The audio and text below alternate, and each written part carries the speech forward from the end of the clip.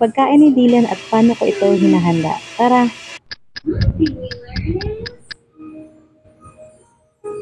Maraming ang nagtatanong sa akin kung ano ang kinakain ni Dylan o ano yung pinapakain namin sa kanya. Maraming nagme-message, nagchat-chat sa parehong blue app at sa black app. So ito na ngayon ginagawa namin araw-araw. Ito yung normal naming routine. So hinahanda namin siya dyan sa high chair niya. Piniprepare namin. Tapos bago kasi namin painumin ng gatas niya, kailangan mo nang makainom ng tubig para meron naman siyang fluids sa katawan at para hindi ganong busog kapag binibigay na sa kanya yung gatas niya.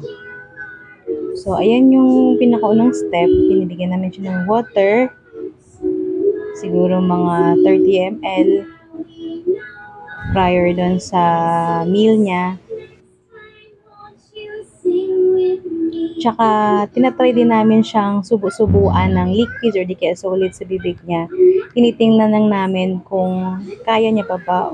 Although kaya niya naman, kaso mahina nga lang siya lumunok. So, ayan, naghahanda na ako ng gatas niya, which is Nido po yun. Kasi before, kahit ano na yung brand na sinubukan namin, wala talagang effect sa kanya or hindi man lang siya nag-gain weight. So, marami na kaming sinubukan, mapa-low cost at mga mamahaling brand, wala pa din. So, ang work lang kay Dylan ay Nestogen, then nag-switch kami to Nido kasi nag 1-year-old na siya noon. So, ayan, yung gatas niya may halong solid food. So, kung anong pagkain namin, yun din yung pagkain niya. Kasi, as is, diba, na kumakain din siya. Yun nga lang, bine-blenderize. So, kadalasan, gatas, may kanin, ulam, at saka gulay or di kaya prutas.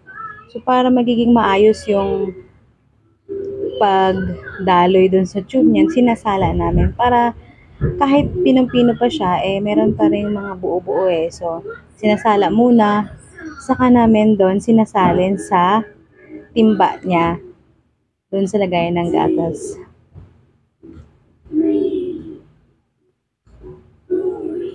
So, ang nagagawang yield namin pala is nasa more than 200 ml. Tapos, ang interval is 4 hours every after meal.